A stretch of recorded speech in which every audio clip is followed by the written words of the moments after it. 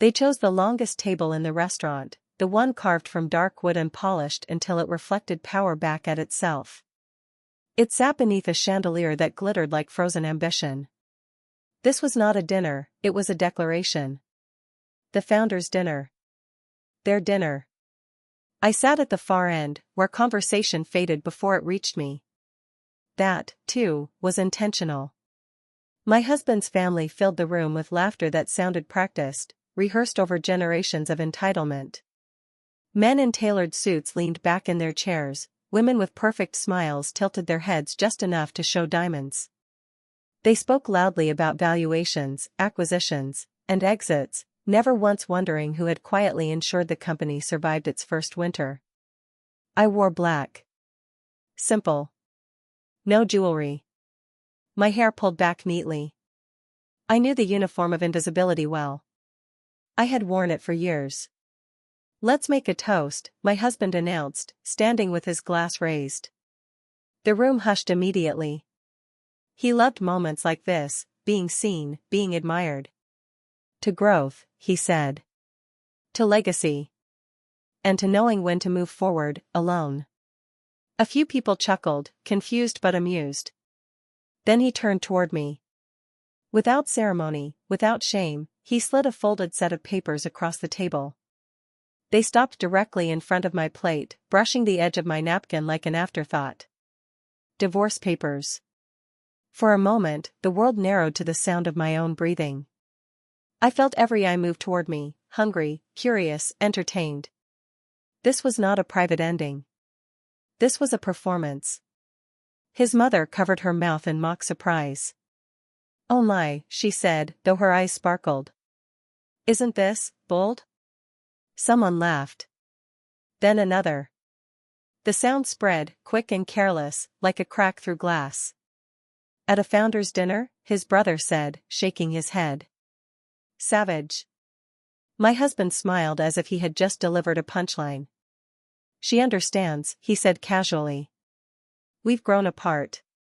And frankly, it's better this way." Better for whom, I wondered.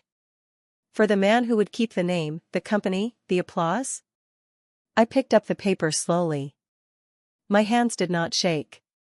I refused to give them that satisfaction. "You should sign quickly," his mother added, leaning closer, her voice coated in sugar. "Dragging this out helps no one. Especially when there's nothing to fight over." Nothing. That word echoed louder than the laughter. I looked around the table. At the people who had dined on my silence. Who had accepted my absence as proof of my insignificance. They thought wealth announced itself loudly. They thought power wore expensive watches and spoke over others. They had never noticed who paid the first bill. Who stayed awake when the servers crashed. Who advised quietly, off record, unseen. The waiter approached to take orders, but the mood had shifted. The humiliation hung in the air, thick and deliberate. "I'll have the ribeye," my husband said, glancing at me. "Medium rare." "She won't be ordering much." More laughter. I smiled then, not because I was weak, but because I was patient. They thought this was the end of my story. They didn't know it was only the first page. While the others debated wine pairings and profit margins, my mind drifted, not away from the table, but deeper into it, into the years that had led to this moment. Betrayal rarely arrives without warning. It grows quietly, fed by entitlement and silence. I remembered the beginning, when my husband's ideas were fragile things, spoken in half-sentences over cheap coffee. Back then, his family barely tolerated me. I was the woman without pedigree, without a powerful last name. But I listened.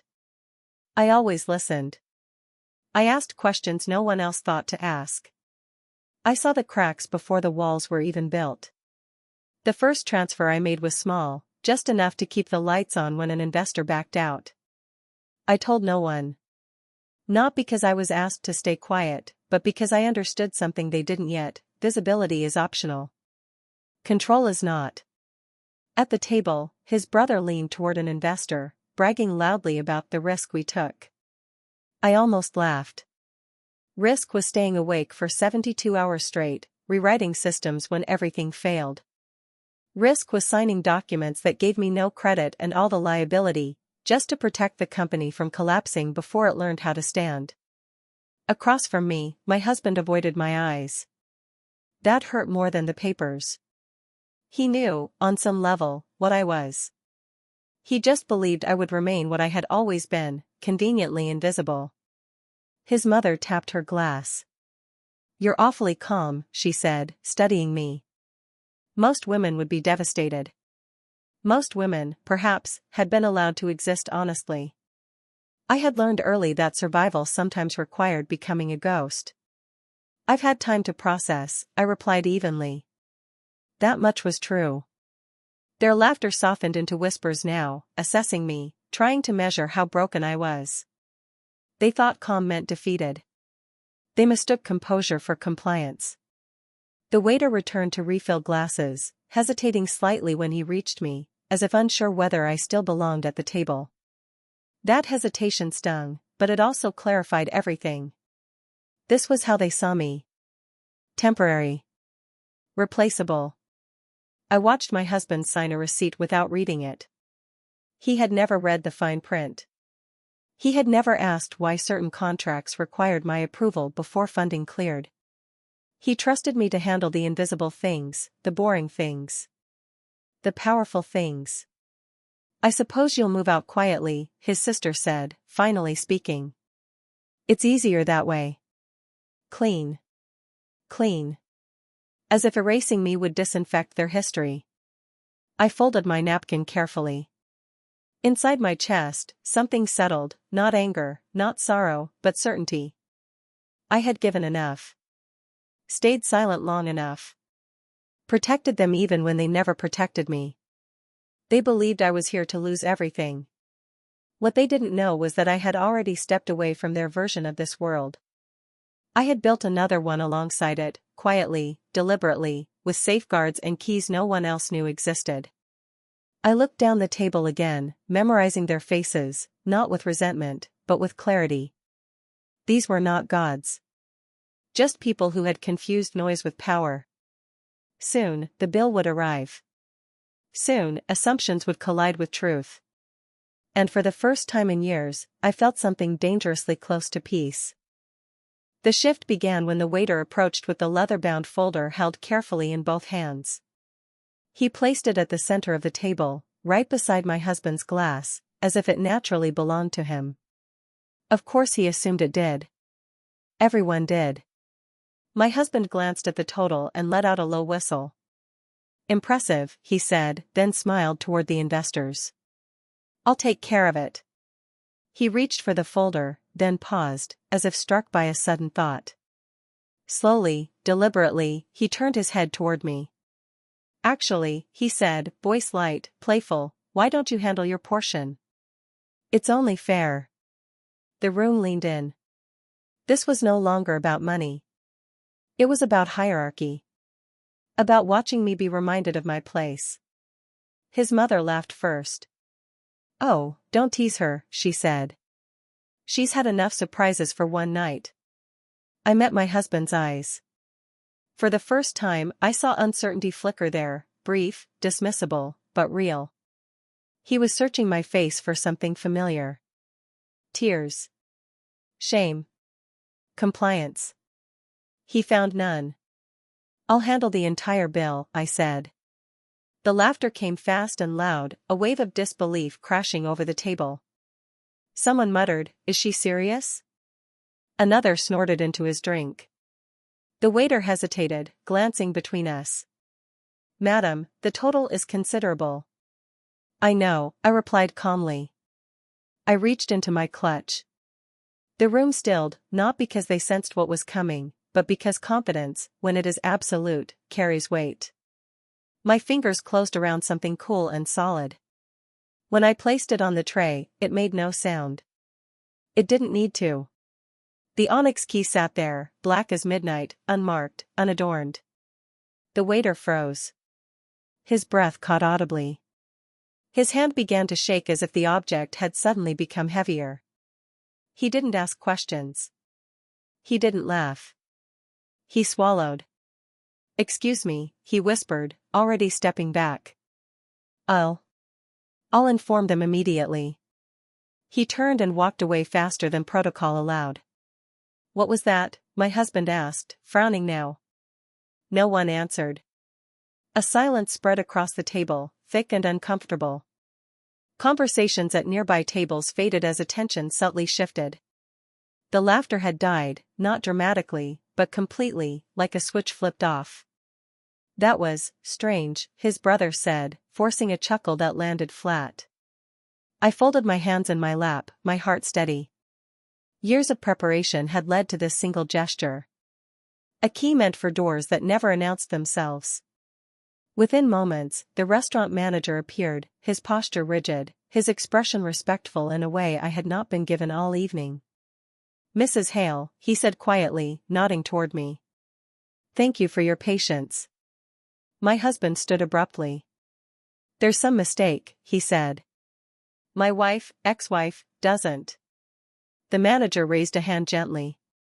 "Sir, everything is in order." A man in a charcoal suit joined him, eyes sharp, presence commanding. He didn't look at my husband at all. "Your access has been confirmed," he said to me. "All contingencies are active." My husband's face drained of color. I looked around the table at the people who had laughed, who had assumed, who had erased me with their certainty. "This," I said softly, "is what happens when you mistake silence for weakness." And the night, finally, began to turn. Phones began to vibrate almost immediately. At first, they ignored them, annoyed by the interruption, irritated that the spotlight had shifted away from their table. Then one of the investors glanced down at his screen and frowned. Another followed. My husband's brother answered his call, stepped a few feet away, and returned seconds later with his face drained of color. There's an issue with the accounts," he whispered. The man in the charcoal suit remained beside me, calm, immovable. "Not an issue," he corrected evenly. "An activation." My husband laughed once, sharp and brittle. "This is ridiculous," he said. "She's trying to scare us." I stood. The chair scraped softly against the floor, yet the sound carried. Every eye locked onto me. For the first time that night, I was not at the end of the table, I was at the center of the room. "You served me divorce papers in public," I said, my voice steady, clear. "You laughed because you believed I had nothing. No name. No leverage. No power." His mother stood as well, fury replacing her earlier amusement. "Whatever game you're playing," she snapped, "end it now." I turned to her. "Do you remember the first year your company nearly collapsed?" I asked calmly. "When the servers failed and investors disappeared?" She hesitated. "I do," I continued. "Because I wired the funds that saved you. Under conditions you never read." The charcoal-suited man nodded. Screens along the restaurant walls flickered to life, private displays reserved for high-profile events. Names appeared. Companies. Ownership structures. My name. Not beside theirs. Above them. Gasps rippled through the room. "These entities," the man said, "have always been held in trust. Silent ownership. Tonight's divorce filing triggered disclosure clauses and control transfer." My husband staggered back into his chair. "That's impossible," he whispered. "You said you trusted me." "I did," I replied. "That's why I built safeguards." His phone rang again. He answered this one, listened, then dropped it onto the table as if it burned. "They're freezing the board," he said faintly. "They're removing me." Fear replaced arrogance in an instant. His family spoke over each other now, voices cracking, demanding explanations that no longer mattered. I picked up the divorce papers and signed them, clean, decisive. Then I placed them in front of him. "This is the only thing you get tonight," I said. "Freedom from me." I turned to the man in the suit. "Settle the bill." He inclined his head. "Already done." As I walked toward the exit, the sound behind me wasn't laughter. It was panic. Chairs scraping. Voices breaking. A legacy collapsing under the weight of truth. At the door, I paused, not to look back, but to breathe. For years, I had been the woman they never saw. The quiet one. The invisible one. Tonight, I became the woman they would never forget. And as the doors closed behind me, I knew one thing with absolute certainty. Their laughter had ended. Their nightmare had just begun.